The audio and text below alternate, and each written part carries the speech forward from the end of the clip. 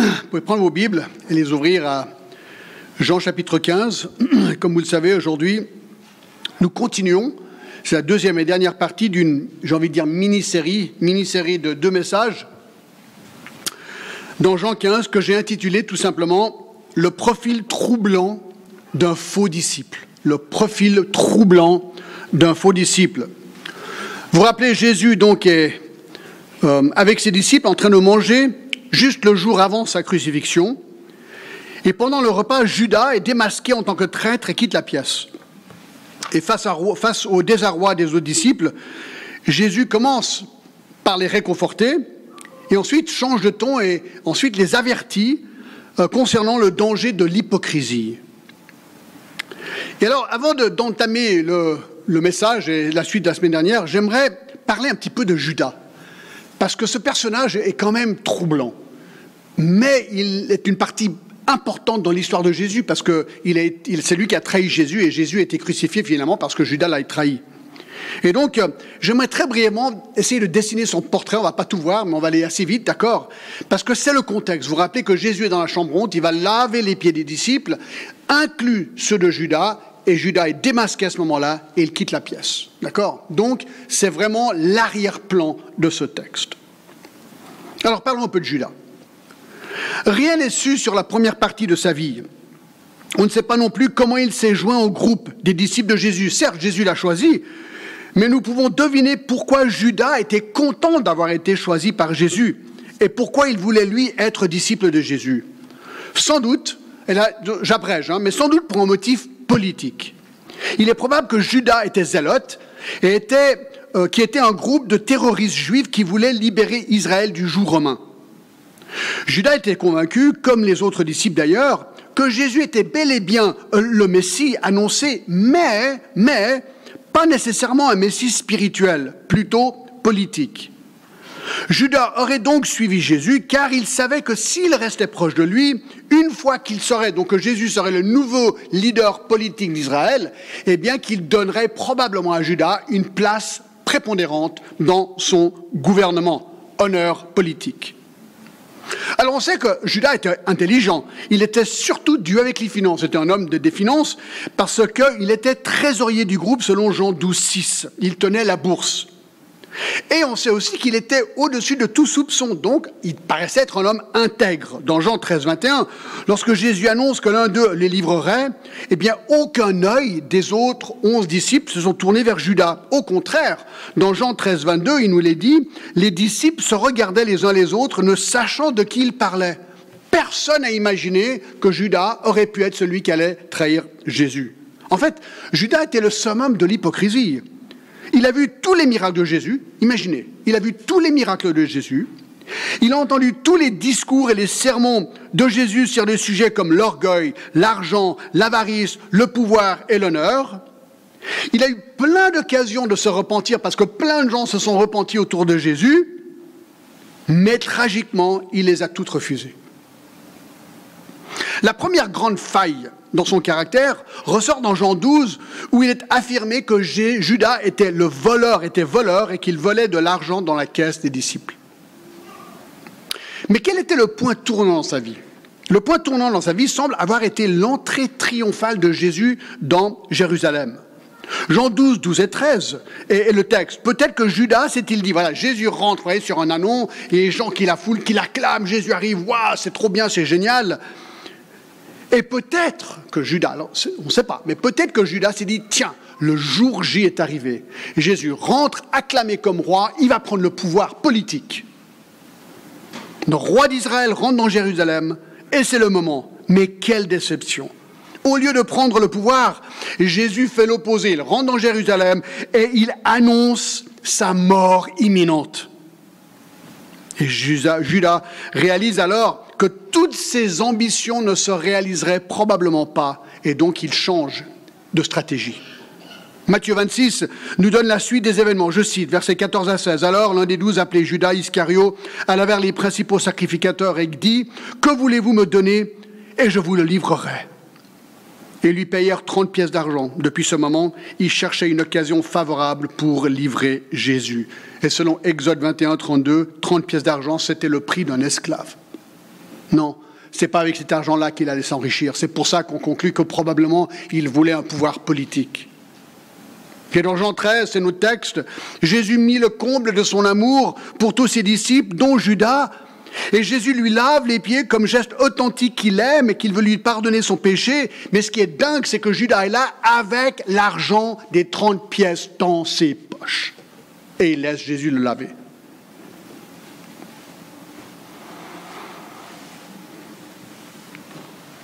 Et là, Jean 13, 2, ce sont des versets tellement troublants. Pendant le souper, alors que le diable avait déjà mis dans le cœur de Judas Iscario, fils de Simon, le dessein de le livrer. Là, on voit qu'il se lâche de plus en plus à Satan. Il est sous l'influence de Satan.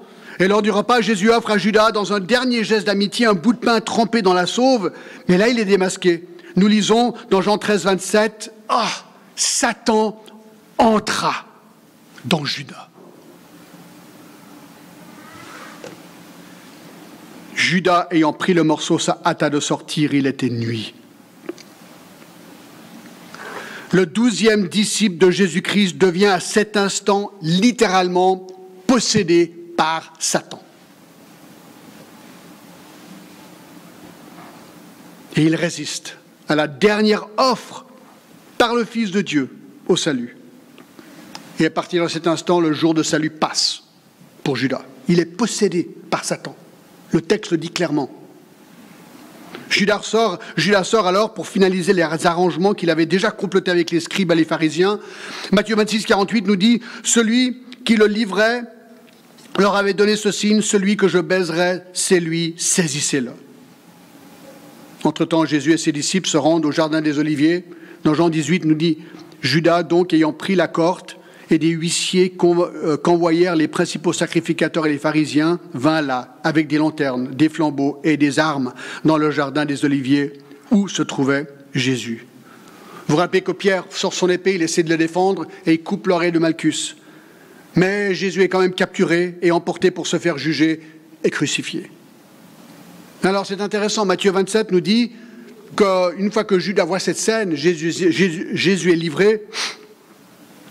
Matthieu 27 nous dit que, je cite, « Il fut pris de remords. » Judas fut pris de remords et rapporta les 30 pièces d'argent aux principaux sacrificateurs et aux anciens en disant « J'ai péché en livrant le sang innocent. » Alors c'est important de savoir ce qu'il est en train de dire et pas dire ici.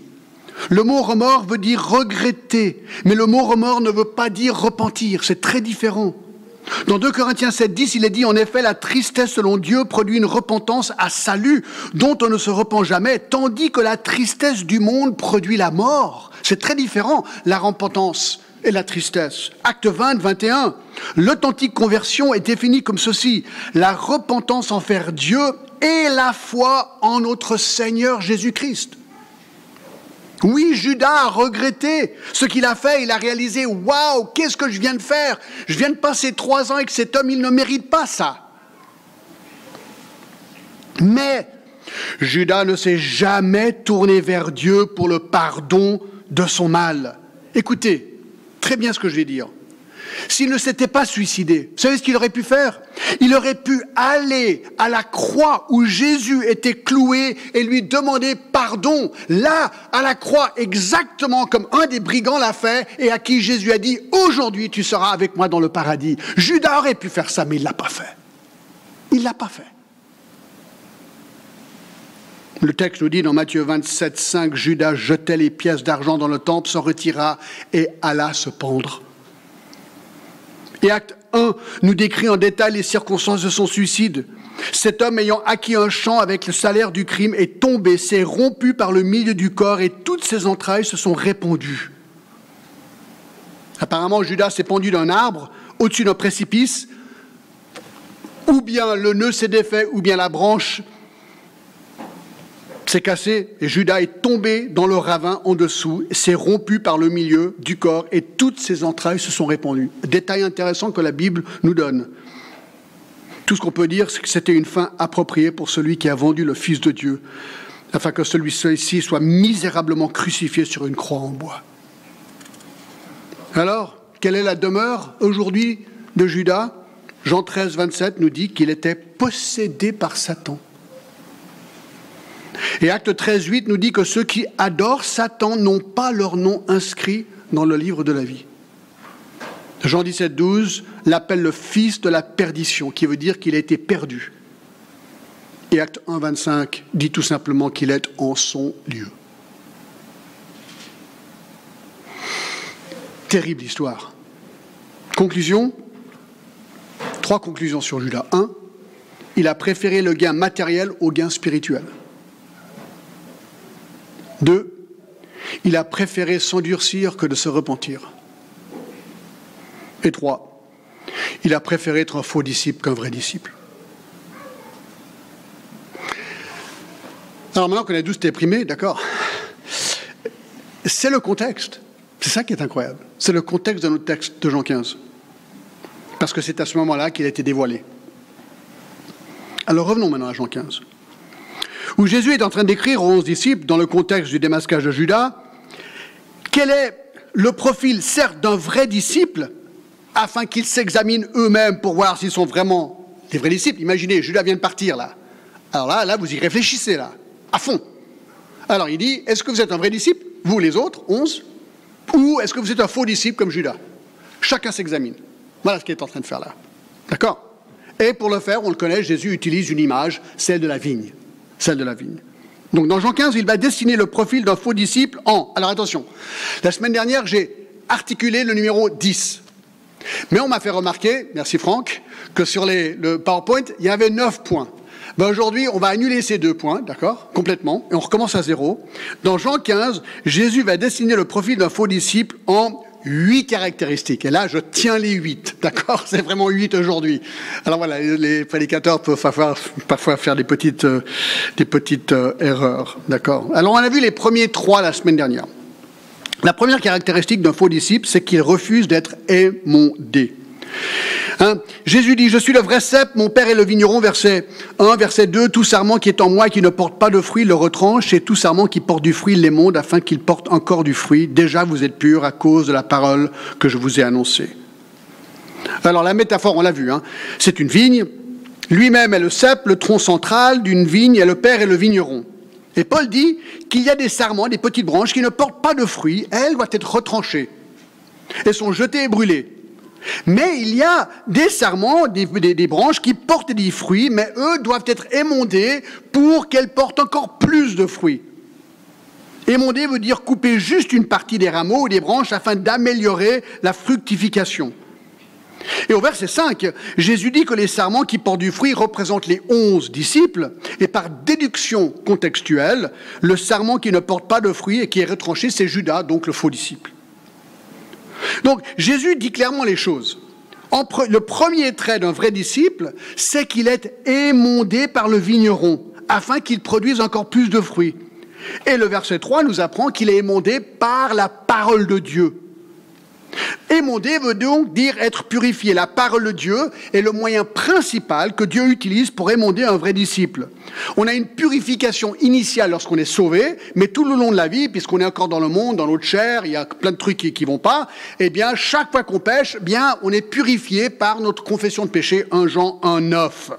Et c'est ça l'idée d'être émondé. Comme je l'ai montré la semaine dernière, voilà, vous êtes tout d'un coup, tac, vous tapez, vous dites un gros mot, ah mince, vous pensez tout de suite à Ephésiens 4, 29 qui dit qu'aucune mauvaise parole devrait sortir de votre bouche. La parole vient de m'émonder, me rappeler de John, non, il ne faut pas faire ça. C'est comme ça que ça marche, d'accord?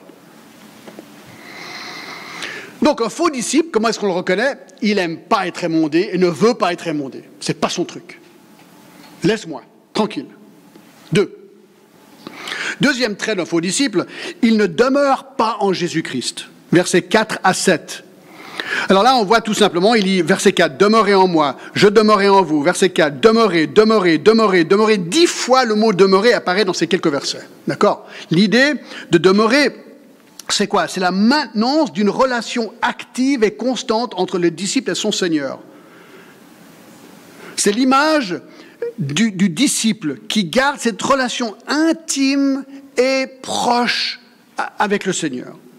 Verset 6 est intéressant, il dit « Si quelqu'un ne demeure pas en moi, il est jeté dehors, comme le sarment, il sèche. Puis on le ramasse et on le jette au feu et il brûle. » Alors bien sûr, c'est une parabole. Les branches ne font pas un effort pour rester, collées au tronc, d'accord? Mais c'est une image ici que dit, nous, il y a un effort. Il n'y a pas un effort, pas salvateur, quelque part, mais simplement que la relation d'intimité, c'est quelque chose où on va cultiver. Comme dans un mariage, on le cultive. C'est une relation de va-et-vient qu'on cultive constamment avec le Seigneur.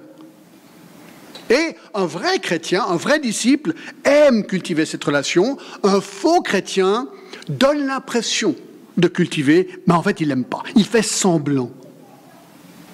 Et on le sait que c'est un semblant parce qu'il est jeté dehors, il sèche, et il est jeté au feu.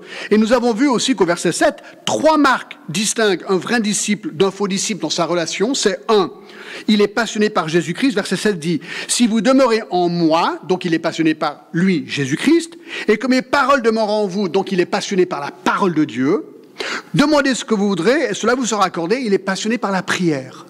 C'est ça la vie chrétienne. La vie chrétienne, c'est que j'ai une relation avec Jésus-Christ, je l'aime. J'aime la parole de Dieu parce que la parole de Dieu est sa parole et m'apprend de lui. Et lorsque je parle avec lui, c'est la prière, j'aime communiquer avec lui. Donc c'est très logique en fait, c'est très très logique. Le faux disciple, lui par contre, dans le fin fond de lui, alors bien sûr, peut-être qu'il va venir à l'église, il aura une Bible, d'accord? Mais dans le fin fond de lui, si on pouvait gratter à les regarder, Saint-Esprit le fait, ça. Mais en fait, non. Jésus-Christ, finalement, c'est pas son truc. Dans le fin fond, c'est vraiment pas son truc, quoi. La Bible, c'est quand même un peu barbant, ce truc, quoi. C'est un livre, il y a plein de lois et de règles. Non, c'est pas mon truc non plus. Puis la prière, là, m'en parlait même pas, quoi. Alors oui, alors attention, quand j'ai une grosse galère dans la vie, « Oh, Jésus, aide-moi, s'il te plaît !» Une fois que la galère passe, on n'en parle plus. Ça oui, ça oui. Non, faux disciple, il n'a pas une relation intime, il ne demeure pas avec Christ. C'est du plastique. 3. On l'a encore vu la semaine dernière. 3e trait d'un faux disciple, c'est qu'il ne porte pas beaucoup de fruits. Il ne porte pas beaucoup de fruits. Verset 8, « Si vous portez beaucoup de fruits, c'est ainsi que mon Père sera glorifié, que vous serez mes disciples. » Jésus ne peut pas être plus clair. Vous êtes un vrai disciple si vous portez, attention, c'est quoi l'adjectif? Beaucoup de fruits. Alors, on a regardé ce qu'était le fruit. Il y avait le fruit des conversions, il y avait le fruit de la sainteté, il y avait le fruit de la justice, il y avait le fruit de l'esprit. Plusieurs types de fruits, on a regardé ça la dernière fois. Mais pourquoi le mot « beaucoup » ? Il ne dit pas simplement qu'on va porter du fruit en tant que vrai disciple, mais beaucoup de fruits. Pourquoi ? Eh bien, parce que même un non-chrétien, écoutez bien, peut falsifier et produire lui-même assez de fruits pour se faire passer pour un disciple. Mais le vrai disciple, lui, produit beaucoup de fruits. En fait, il produit tellement de fruits qu'on est un peu bouche bée et qu'on réalise « Waouh, ça ne peut pas venir de lui, ça doit être Dieu qui travaille dans sa vie. C'est pas possible que lui concocte ça. » Non, ça c'est une œuvre de Dieu dans sa vie. Voilà l'idée derrière le beaucoup de fruits. Réellement, Jean 10, il a une vie abondante et les gens se disent « Waouh, regardez ce que le Seigneur a fait dans sa vie. Ça, c'est le top. » Alors, ça ne veut pas dire que tout le monde aura tous les fruits, mais que ton fruit sera visible et les gens qui te connaissent vont réaliser « Ça vient du Seigneur. Ça vient du Seigneur. » 4. Maintenant, je viens de commencer le message d'aujourd'hui. D'accord ? C'était une longue introduction. D'accord ? 4. 4e trait d'un faux disciple, il ne garde pas les commandements. Il ne garde pas les commandements. Jean 15, à partir du verset 9. « Comme le Père m'a aimé, je vous ai aussi aimé, demeurez dans mon amour. Si vous gardez mes commandements, vous demeurerez dans mon amour, de même que j'ai gardé les commandements de mon Père et que je demeure dans son amour. » Alors, il en parle beaucoup. Regardez chapitre 14, verset 15. « Si vous m'aimez, gardez mes commandements. » Jean, vous savez, a non seulement écrit l'épître de Jean, l'évangile de Jean, mais aussi les épîtres 1, 2 et 3 Jean. Et donc, on retrouve bien sûr le même concept. Regardez 1 Jean 3,6. 1 Jean 3,6. Quiconque demeure en lui ne pratique pas le péché. Alors attention, ça ne veut pas dire qu'il ne pêche pas, ça veut dire qu'il n'a plus l'habitude de la pratique du péché comme il l'avait avant. D'accord ? Il ne pratique pas le péché, et quiconque pratique de manière régulière le péché ne l'a pas vu et ne l'a pas connu. Petits enfants, que personne ne vous séduise. Celui qui pratique la justice est juste, comme lui-même est juste. Celui qui pratique le péché est du diable, car le diable pêche dès le commencement. Le Fils de Dieu apparut afin de détruire les œuvres du diable. Quiconque est né de Dieu ne pratique pas de péché, parce que la semence de Dieu demeure en lui. Et il ne peut pécher parce qu'il est né de Dieu. C'est par là que se font reconnaître les enfants de Dieu et les enfants du diable. Quiconque ne pratique pas la justice n'est pas de Dieu, et celui qui n'aime pas son frère. Non mais tu allez voir, ça ne peut pas être plus clair là, c'est incroyable. Mais oui, alors ça ne veut pas dire qu'on pratique parfaitement la justice, non. Ça ne veut pas dire qu'on ne pêche pas totalement, non. Mais c'est comme une boussole.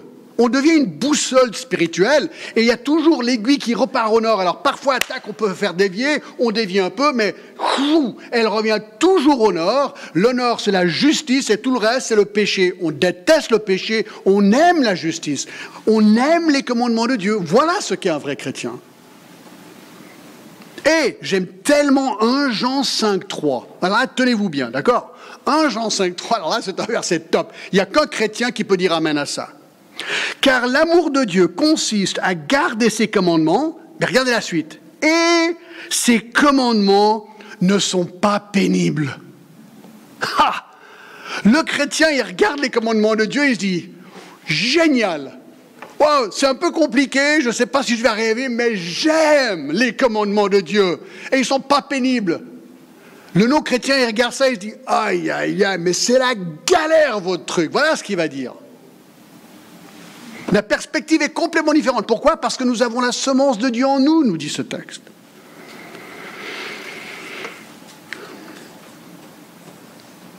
Et voilà. C'est ça. On veut faire ce qui plaît au Seigneur. Je prends l'exemple. Vous êtes mariés. Moi, j'aime mon épouse à folie. Je vous dis franchement. D'accord ? Bon.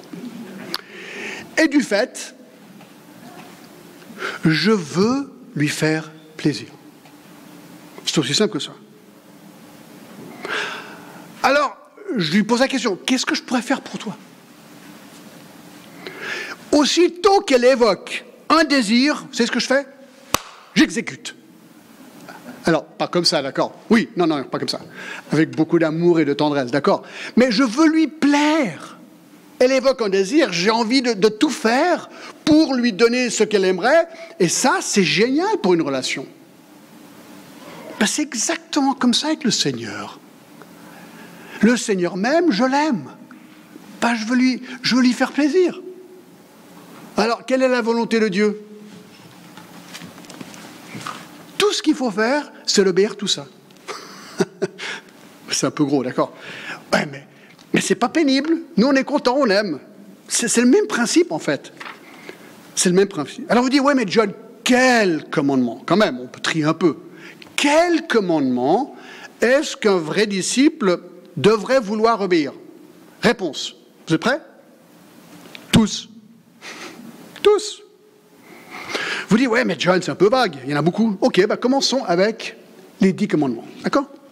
Exode, chapitre 20. C'est très facile de vous rappeler où sont les 10 commandements, parce qu'il y a 10 commandements et c'est dans Exode 20. 2 fois 10, 20. C'est comme ça que je me rappelle, moi. D'accord ? Exode 20. Exode 20. D'accord ? Commandement 1, tu n'auras pas d'autre Dieu devant ta face. Ok, un Dieu uniquement. Ah ouais, trop bien, moi je dis super. Pas d'image taillée, pas d'idole. Ouais, pas de problème, d'accord, moi j'ai pas de statue chez moi de Jésus, je ne me prospère pas devant Jésus ou d'autres idoles. Ok. 3, tu ne prendras pas le nom de l'Éternel ton Dieu en vain. Tu ne jures pas au nom de Dieu. Ça m'a pris beaucoup de temps à lutter contre ça. Parce que moi, je jurais beaucoup. Je disais, vous savez, comme on entend souvent. Ça, c'était dur. Mais ça, j'ai du plaisir à ne plus le dire, ça. 4. Souviens-toi du jour du repos. J'aime venir au culte. Moi, je connais un homme, j'ai entendu parler d'un homme extrêmement richissime dans le monde, un des plus riches du monde. Il a dit, venir au culte, c'est une perte de temps. Mais alors là, il a totalement tort, le gars, franchement. Non, c'est génial de venir au culte. Moi, j'aime. C'est mon rendez-vous préféré de toute la semaine. 5, verset 12, honore ton père et ta mère.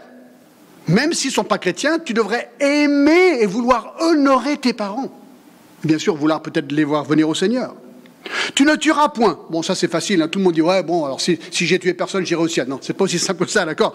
On a tous le désir de tuer quelqu'un parce qu'on a des gens peut-être qu'on n'aime pas. Et Jésus a dit, si tu es dans ton cœur, tu as déjà tué. Ça, simplement, tu n'as pas tiré la gâchette. Mais voilà, un chrétien veut pardonner, en fait. Il ne veut pas tuer, il ne veut pas avoir des ennemis. Un chrétien va tout faire pour cultiver des amitiés. Ça, tu ne commettras pas d'adultère.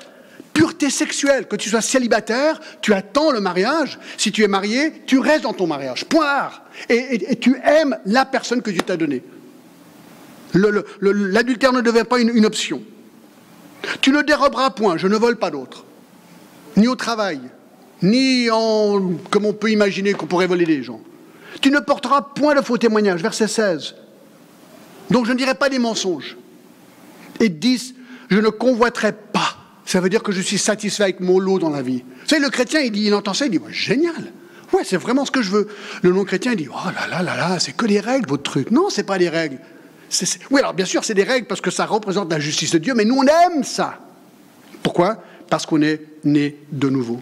Vous dites, mais il n'y a rien dans le Nouveau Testament? Bah ouais, regardez voir, Éphésiens 4. Éphésiens 4. Voilà, Éphésiens 4, à partir du verset 24. Revêtez l'homme nouveau, nous qui sommes chrétiens. Verset 26.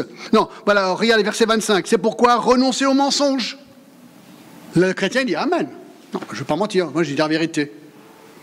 Verset 26. Si vous mettez en colère, ne péchez point le soleil. Ne laissez pas le soleil couvrir votre colère. Donc, tu règles tes problèmes avant le coucher du soleil. Ça, c'est le but. Sinon, tu donnes accès au diable. Verset 27. Si tu es voleur, moi j'ai connu quelqu'un qui s'est converti et cette personne collectionnait des statues volées.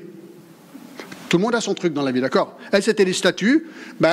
Cette personne a dû réaliser qu'elle devait maintenant faire le point et redonner toutes ces statues qu'elle avait volées. Bizarre hein, comme truc, ouais, ça arrive.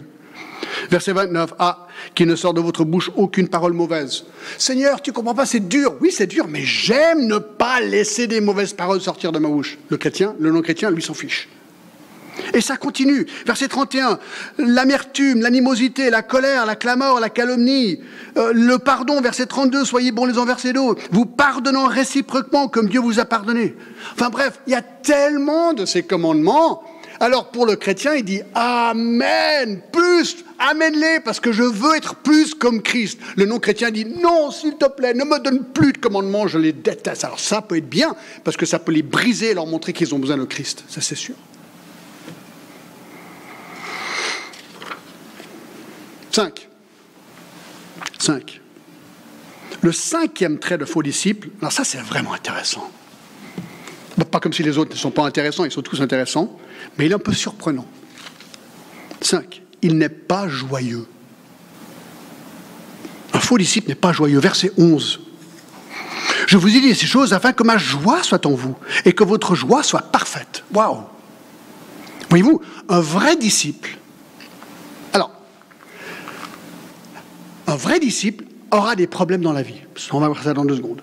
Mais, malgré ces problèmes, il est imbibé de joie. Mais ce n'est pas une joie humaine, ni normative. Jésus dit que sa joie qu'il donne, elle est parfaite. Qu'est-ce que cela veut dire? Bien déjà, il faut comprendre que la joie n'est pas le bonheur. Le bonheur vient... Alors, je ne sais pas si c'est juste, peut-être quelqu'un qui connaît le français pourra me dire ça, mais je me demandais si bonheur disait, enfin, la racine du mot, que cette heure est bonne. Donc, pour ce moment, je suis dans le bonheur parce que les choses vont bien pendant cette heure. Vous voyez ce que je suis? Je ne sais pas si c'est juste ou pas, mais je me suis dit, c'est quand même pas mal si c'est juste. Bref, ce qu'on sait, c'est que le mot bonheur, le bonheur, vraiment, ici, est lié aux circonstances de la vie. Toute personne qui a des bonnes conditions de vie, argent, santé, jeunesse, beauté, éducation, bref, toutes les choses que le monde valorise aujourd'hui, a un certain bonheur, on peut dire.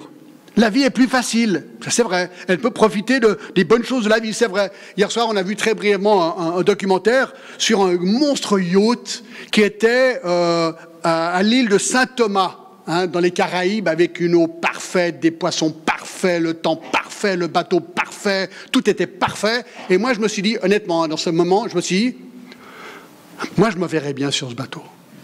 Ah ouais, franchement. Hein?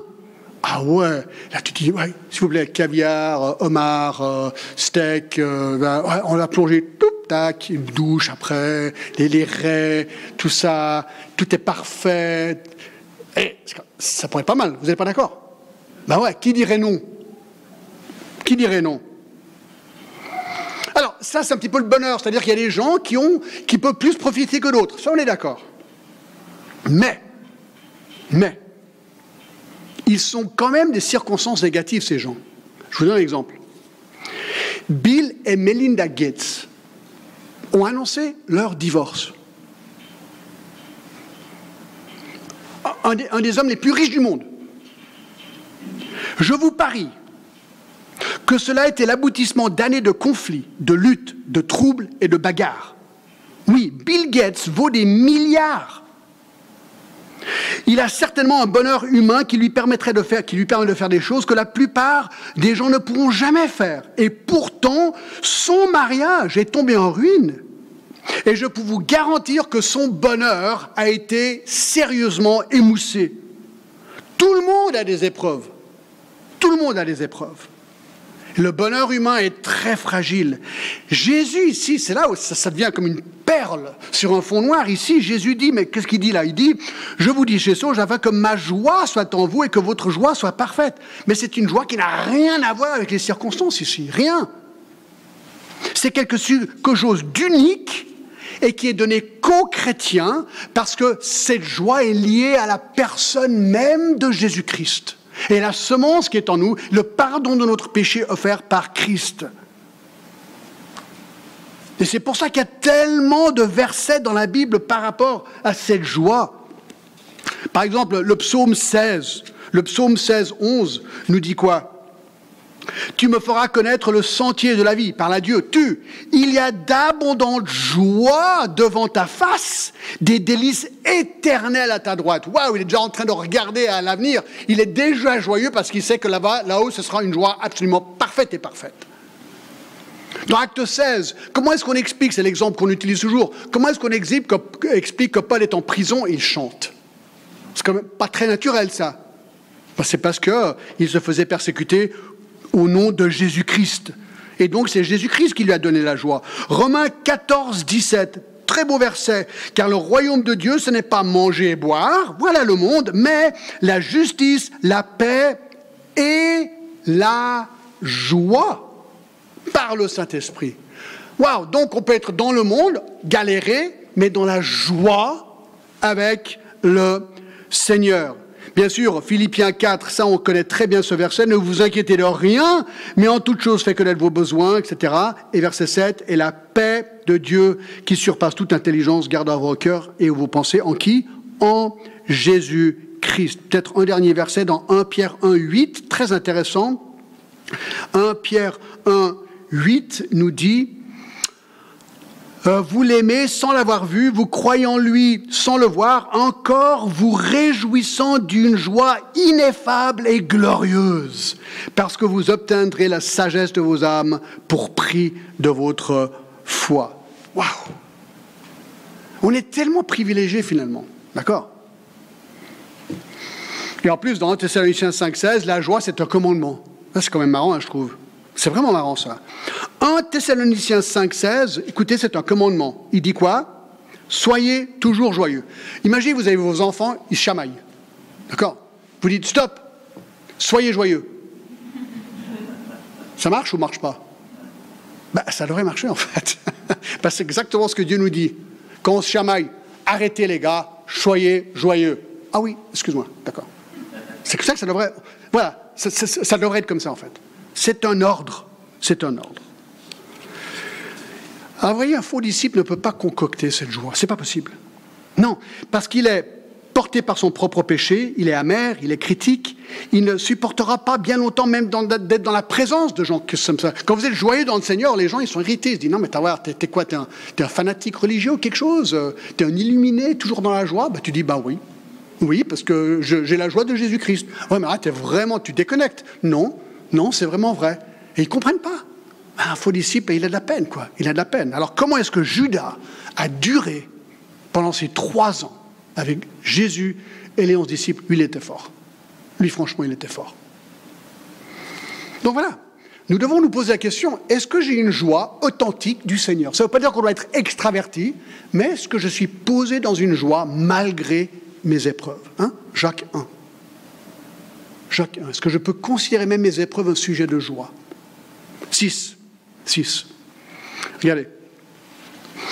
6e trait d'un faux disciple, il n'aime pas. Il n'aime pas. Jean 15, 12 à 14. C'est ici mon commandement, aimez-vous les uns les autres comme je vous ai aimés. Il n'y a pas de plus de grand amour que de donner sa vie pour ses amis. Vous êtes mes amis si vous faites ce que je vous demande. C'est intéressant que Jésus donne cet ordre qui veut dire qu'il anticipe le fait que d'aimer n'est pas toujours facile, même lorsqu'on est disciple. Ben oui, on vit dans un monde déchu. Et donc, il leur commande ici 3 fois, dans 4 versets, de s'aimer les uns les autres, de s'aimer. D'accord? Alors, imaginez vos enfants qui se chamaillent, vous dites, stop, oui. Soyez joyeux et maintenant aimez-vous. Oui, maman, oui, papa. C'est exactement ce qu'ils devraient faire. C'est ce que nous devrions faire. Oui, Dieu. Oui, Dieu. Alors là, Jean, dans son épître, il va beaucoup plus loin dans sa réflexion sur ce point. 1 Jean 2, 9. 1 Jean 2, 9. Celui qui prétend être dans la lumière et qui hait son frère est encore dans les ténèbres. Celui qui aime son frère demeure dans la lumière et aucune occasion de chute n'est en lui. Mais celui qui hait son frère est dans les ténèbres. Il marche dans les ténèbres. Il ne sait où il va parce que les ténèbres ont aveuglé ses yeux. Waouh! C'est vraiment du noir et blanc, là, d'accord? Il dit, si tu hais quelqu'un, pose-toi la question, est-ce que tu es vraiment chrétien? Pourquoi est-ce qu'il dit ça? Parce que Dieu aurait pu nous haïr et nous envoyer en enfer, mais il ne l'a pas fait, parce qu'il nous a donné par sa grâce Jésus-Christ et nous a sauvés. Donc il nous a aimés. Alors comment est-ce que moi je pourrais haïr quelqu'un que Dieu a aimé et que Dieu aime? C'est même pas logique. Par quel droit est-ce que moi j'ai le droit de haïr quelqu'un lorsque Dieu lui offre le salut et lui offre le pardon? Bien sûr, il doit se tourner, mais mon cœur, je dois déjà travailler cette histoire dans mon cœur. Et lui, il dit, non, si tu hais quelqu'un, probablement ça reflète le fait que tu n'es pas chrétien. C'est ce que j'en dis. 1 Jean 3, 14, regardez, 1 Jean 3, 14. Il dit, et nous avons vu et attestons que le Père a envoyé le Fils comme sauveur du monde, celui qui déclara publiquement... Non, c'est pas ça du tout, c'est Jean 4. C'est pour ça que c'était pas du tout le verset que je cherchais. 1 Jean 3, 14. Nous savons que nous sommes passés à la mort et à la vie parce que nous aimons les frères. Celui qui n'aime pas demeure dans la mort. Quiconque hait son frère est un meurtrier. Et vous savez qu'aucun meurtrier n'a la vie éternelle demeurant en lui. Waouh! Donc il dit, logique. Tu es quelqu'un, ça veut dire que dans ton cœur, tu es déjà meurtrier, et si tu es meurtrier, tu ne connais pas le Seigneur. Point barre. C'est ce qu'il dit au verset 16. Nous avons connu l'amour en ce qu'il a donné sa vie pour nous. Nous aussi, nous devons donner notre vie pour les frères. Si quelqu'un possède les biens du monde, et que voyant son frère dans le besoin, il lui ferme ses entrailles, comment l'amour de Dieu demeure-t-il en lui? Petits enfants, n'aimons non pas en parole et avec langue, mais en action et avec vérité. Et 1 Jean 4, verset 7, il répète encore... Bien-aimés, aimons-nous les uns les autres, car l'amour est de Dieu, et quiconque aime est né de Dieu et connaît Dieu. Celui qui n'aime pas n'a pas connu Dieu. Alors, je sais que c'est pas très clair, tout ça. Non, je blague. J'ai plus rien besoin de dire, là. C'est vraiment très très fort, c'est presque troublant, tout ça. On doit vraiment examiner nos cœurs. Y a-t-il des gens que je hais? Ça, il faut que je le confesse. Est-ce que j'ai des ennemis? Romains 12 me dit, bénis-les. Bénis-les.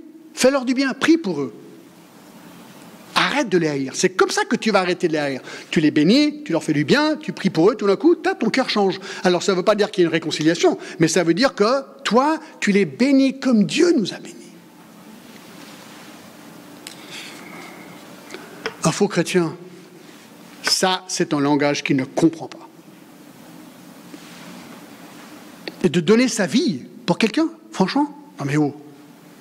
Non, un non-chrétien, il ne peut pas faire ça parce qu'il pense qu'à une personne, lui. Judas pensait qu'à lui. Ce qui pouvait sortir du truc, son gain. Il ne pensait pas aux autres. Un chrétien, lui, pense aux autres. Un non-chrétien pense à lui. Tout différent. 7. Je résume, là, je résume parce que les textes sont très longs. Mais c'est vraiment intéressant. 7. Le septième trait d'un faux disciple, il ne rend pas témoignage. Il ne rend pas témoignage. Regardez le verset 15 et 16. Ce n'est pas vous qui m'avez choisi, mais moi. Je vous ai choisi, je vous ai établi, afin que vous alliez et que vous portiez du fruit, et que votre fruit demeure. Afin que ce que vous demanderez au Père, en mon nom, il vous le donne. Alors la question, c'est quoi ce fruit dont il parle ici? Moi, j'ai l'impression, enfin, ce que j'ai lu, c'est probablement, mais je ne vais pas être catégorique, probablement parlant des âmes gagnées pour Christ. D'accord? Et on le voit au verset 27, c'est peut-être ça qui donne la clé. Et vous aussi, vous rendrez témoignage parce que vous êtes avec moi dès le commencement. Donc là, il parle du fait que ses disciples vont rendre témoignage. Donc ça pourrait coller que le verset 16, ce fruit est le fruit de notre témoignage. Donc un témoignage, c'est quoi? C'est le fait de vouloir parler, articuler ma foi, parler à d'autres du fait que je suis sauvé et qu'eux ont besoin de Jésus-Christ aussi. Alors, si tu es chrétien, authentique, peut-être tu vas dire « Ouais, John, je ne suis pas très bon. Moi je n'ai pas le don d'évangélisation, j'ai la peine à parler avec les gens, c'est compliqué, tu sais, c'est compliqué. » Oui. Mais est-ce que tu aimerais voir des gens venir à Christ? Ah ouais! Est-ce que tu pries pour que les gens viennent à Christ? Ah ouais, j'ai mes membres de ma famille, des amis à l'école, au travail, patati patata. Ouais, mais je ne suis pas très bon. Écoute, il y a un petit cours de formation. Tu viens, écoute, je vais venir, mais tu sais, je suis vraiment timide, je ne sais pas trop comment faire. Ok, pas de problème. Mais est-ce que tu aimes, est-ce que tu veux voir des gens venir à Christ? Oui, oui, oui. Bon signe. Très bon signe. Bon signe. Tu veux que les gens connaissent Christ. Bon, tu n'es peut-être pas un évangéliste, mais c'est pas grave. Un faux disciple, est-ce que lui va aimer le témoignage? Est-ce que lui va aider à rendre témoignage? Bien sûr que non. Pourquoi pas? Premièrement, il n'y croit pas. Fondamentalement, il ne croit pas que Jésus est le Sauveur et qu'il peut vraiment pardonner les péchés. Il ne croit pas. Il peut le dire, mais il ne le croit pas. 2, ça, c'est le plus grand truc. Il a peur d'être rejeté. Il a peur d'être rejeté. Parce qu'il y a un prix à payer. Et pourquoi est-ce qu'il ne veut pas payer le prix? Parce qu'il est égoïste. Il est dans le truc pour lui, pas pour les autres. Donc, quand ça commence à chauffer, il décampe. Alors, passons au 8e et dernier point, parce que c'est exactement le même sujet dit autrement. Un faux disciple, 8e, ne souffre pas. Il ne souffre pas. Il ne veut pas souffrir. Regardez, chapitre 15, verset 18. Alors, du verset 18 jusqu'au chapitre 16, verset 6, c'est le même thème. Résumé dans un verset au verset 18. Si le monde vous hait, virgule, sachez qu'il m'a haï avant vous.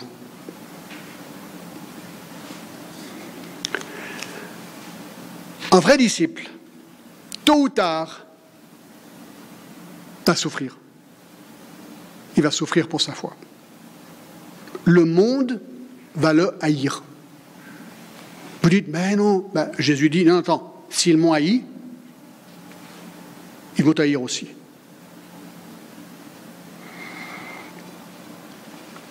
Verset 20. Souvenez-vous que la parole que je vous ai dite, le serviteur n'est pas plus grand que son maître. S'ils m'ont persécuté, quoi? Ils vous persécuteront aussi.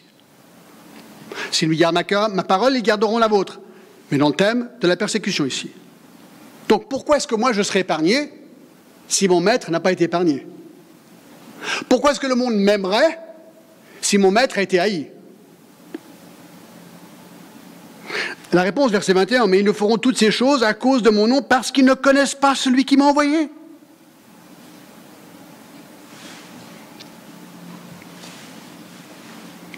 Ben oui. Regardez chapitre 16, verset 2. Non seulement ils vont nous haïr, verset 2, ils vous excluront des synagogues. Alors nous, il n'y a pas des synagogues, mais vous savez quoi? Vous allez être exclus. Moi, je dis souvent aux gens, voilà, peut-être que des gens nous invitent, il y a un barbecue avec plein de non-chrétiens. Je peux casser l'ambiance en 2 secondes, tellement facilement. Je leur dis, quelqu'un me dit, John, tu fais quoi dans la vie?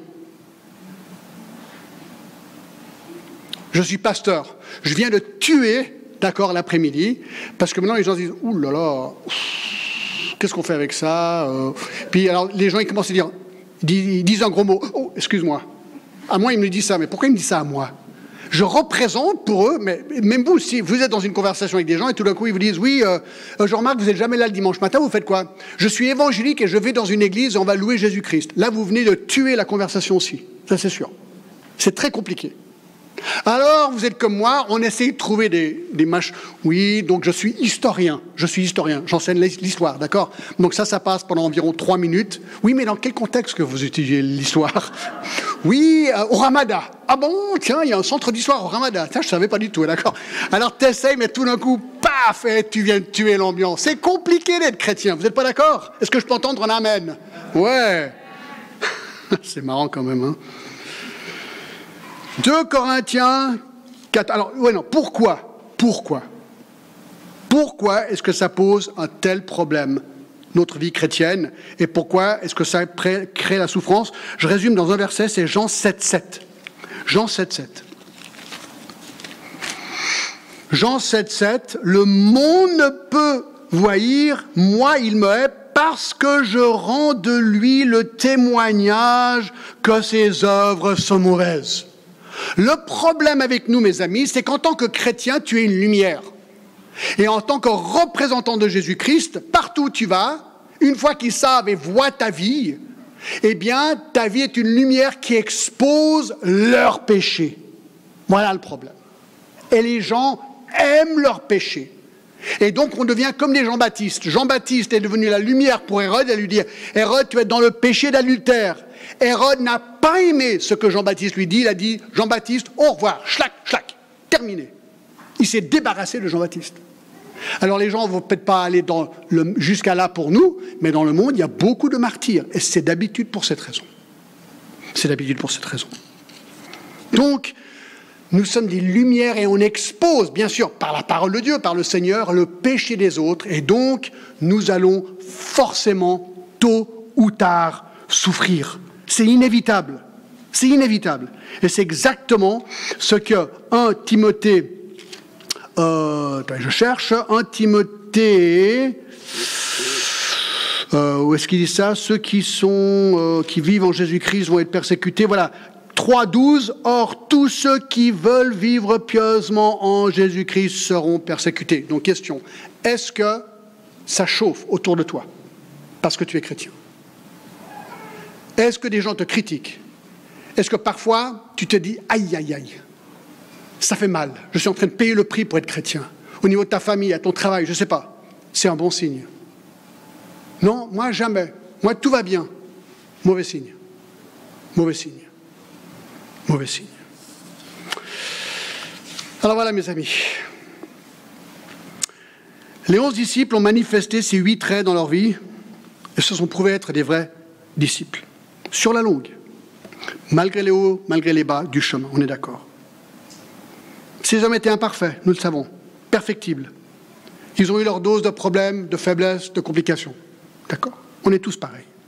Mais ils l'ont prouvé par le temps, ils se sont laissés être émondés, ils ont demeuré en Christ, ils ont porté beaucoup de fruits, ils ont obéi au commandement du Seigneur, ils ont manifesté de la joie, ils ont aimé, ils ont rendu témoignage et ils ont souffert. Judas, lui, était un faux disciple. Pendant 3 ans, il a réussi à se faire passer pour un vrai disciple, lorsqu'il était en fait un faux. Comment reconnaître un faux disciple d'un vrai disciple? Eh bien, c'est simple. Enfin, c'est pas si simple. Mais voici comment on fait. Premièrement, il ne se laisse pas être émondé. Deuxièmement, il ne demeure pas en Christ. Troisièmement, il ne porte pas beaucoup de fruits. Quatrièmement, il n'obéit pas au commandement. Numéro 5, il ne manifeste pas de joie. Numéro 6, il n'aime pas. Numéro 7, il ne rend pas témoignage. Et numéro 8, il ne souffre pas. Moi, je pense que le message est clair. Donc, je te pose une question, 2 questions. Es-tu un vrai disciple ou es-tu un faux disciple? Seigneur, merci. Merci pour la parole qui est si claire, si limpide, Seigneur. Oh, je te prie que vraiment ce message soit un encouragement pour nous tous. Et que, Seigneur, ceux qui te connaissent ici se réjouissent aujourd'hui Oh, peut-être c'est pas parfait, mais la boussole, elle tire toujours sur le nord, Seigneur, même s'il y a des défaillances ici et là. Mais Seigneur, peut-être quelqu'un ici, moi je ne sais pas, peut-être quelqu'un ici, aujourd'hui, a été dévoilé par toi. Seigneur, je te prie de gratter dans leur cœur et de leur montrer, te révéler à eux. Et Seigneur, qu'aujourd'hui ils confessent leur hypocrisie et qu'ils confessent le fait que peut-être ils sont faux, mais qu'ils veulent être vrais. Seigneur, qu'ils se repentent de leurs péchés et qu'ils disent oui au Sauveur et Seigneur Jésus-Christ. Je te remercie au nom de Jésus.